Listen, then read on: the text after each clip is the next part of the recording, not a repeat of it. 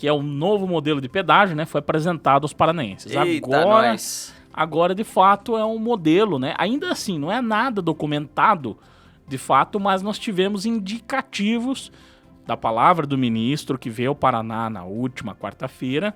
Também o próprio governador saiu dando as coletivas, dizendo como funcionaria, e a própria Agência Estadual de Notícias colocou algumas informações. É claro que a gente precisa de mais informações sobre o tema lá no Programa Estadual, Programa de Exploração de Rodovias do Estado do Paraná, chamado PER. Isso está lá disponível na NTT, vai ficar disponível na NTT, e aí sim que nós vamos saber como estava no tempo ali das audiências públicas, que o governo federal teve que retroceder em suas decisões para se chegar num consenso de algumas coisas, sabe, Luan? Sim. Então, principalmente a questão da taxa de outorga que caiu, algumas questões do degrau tarifário, várias e várias questões. A minha preocupação, e aí que a discussão entra no âmbito regional, duas questões que entram no âmbito regional. Uma, que tinha-se uma grande reivindicação na 445, de não acontecer praça de pedágio no quilômetro 57, que ficava entre Itamarana e Londrina. Teve um grande movimento, muito bem organizado, inclusive o deputado Tercílio Turini foi um dos que encabeçaram esse movimento para não permitir que acontecesse ali. Infelizmente, alguém do governo, da comunicação do governo, errou, pegando o documento antigo aqui, esse PER antigo, modelo 1, que não estava ainda aprovado, que nem veio, e colocou na matéria, que era o quilômetro 57. Você imagina na quinta-feira que choveu de ligação, né? Meu Deus. Mas na realidade já estava acordado, inclusive o governador já tinha dado entrevista, já tinha falado sobre o tema, dizendo o seguinte, que esse pedágio vai ser encostado ali próximo a Tamarana e Mauá da Serra, entre os dois municípios, porque quem mais utiliza diariamente é entre Tamarana e Londrina. Entre Mauá da Serra e Tamarana, não se utiliza-se diariamente. Então, é menos danoso ter uma praça de pedágio ali. Então, o que acontece? Teve toda essa questão, então, resolvido, mais uma vez, o governador afirmou, e a própria comunicação do governo foi lá e arrumou a matéria. Editou, dizendo o seguinte, olha, realmente, estávamos equivocados, e próxima entrada da 445. Detalhe, o que acontece? É um pedágio de manutenção. O governador disse que vai duplicar e depois será feito um pedágio de manutenção na 445. Agora, qual é o maior problema? E aí nós precisamos se unir à cidade de Apucarana.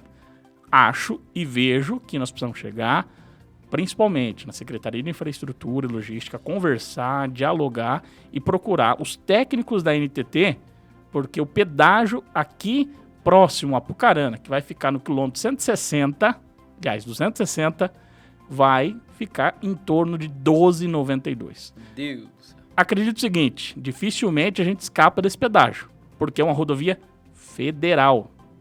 Marilândia, Califórnia, Apucarana não manda nisso. Lá é um pouquinho diferente porque é uma PR, ainda tem que passar. Sim, agora, esta federal vai depender exclusivamente do governo Bolsonaro. Se ele quiser colocar o preço que ele quiser, ele coloca. Agora, nós aqui de Apucarana, e eu digo nós, as lideranças locais precisam se unir, esquecer toda a questão política local e se unir em torno desse tema. Porque senão nós vamos pagar quase R$12,92 de tarifa cheia já para esse pedágio, indo para a Bolsa de Valores a R$12,92, estando mais caro do que estava no PER primeiro. Então, é algo que nós precisamos sentar, conversar, dialogar e resolver esse problema. Senão vai ser um pedágio muito caro ali próximo a Marilândia do Sul e Califórnia. Agora, o que é certo é que não tem como escapar do pedágio, né? Pelo menos esses nas rodovias federais. Agora, me diga uma coisa, como dialogar sem radicalizar e quais os frutos que pode se obter aí, se a gente consiga...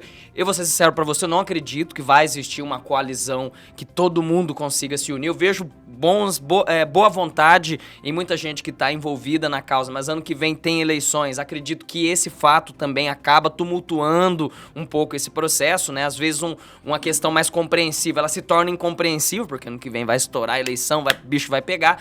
Mas eu te pergunto, Que solução poderia surgir caso num cenário aí onde todo mundo se una e consiga ali pelo menos um diálogo de respeito, né? Porque eu vi em muitos casos não ter um diálogo tanto de um lado quanto do outro, quando se trata de negociar o pedágio. Você tem a NTT no meio, você tem o governo federal, você tem o lobby político em volta, né? Às vezes muito grande. Mas qual seria aí o fruto de uma articulação nesse sentido? O que vai se amenizar caso isso seja possível? Primeiro que é deixar a radicalização de lado.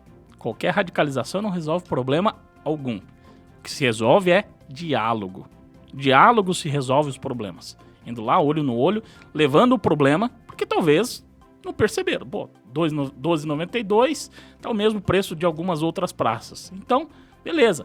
Agora vamos ver a técnica, o que diz a engenharia, o que diz a técnica, o que diz se realmente é aí mesmo o local dessa praça, se realmente é necessário e o porquê, quais são os motivos. Sabe qual que é a alegação, Luan Brasileiro, de ter essa praça aqui? Qual é?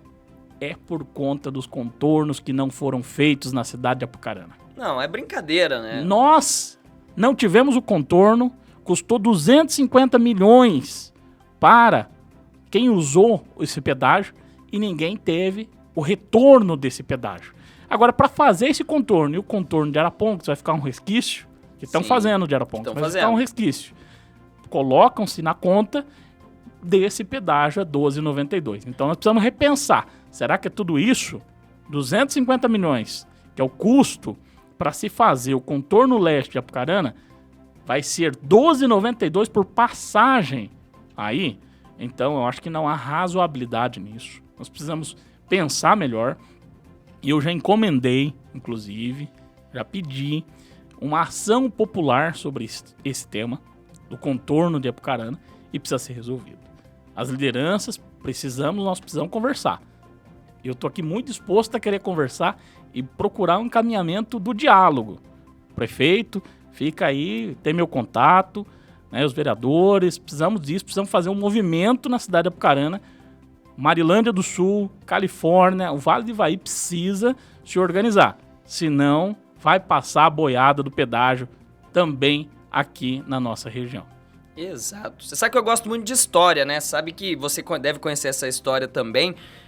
Apucarana já teve feitos no passado de quando todo mundo se uniu e foi atrás dialogar, buscar, que é a própria rodovia do café aí, certo. A pavimentação dela nos anos 80 e nos anos anteriores também, muitas mobilizações que aconteceram aí através da associação comercial, de lideranças políticas, que é possível, não é?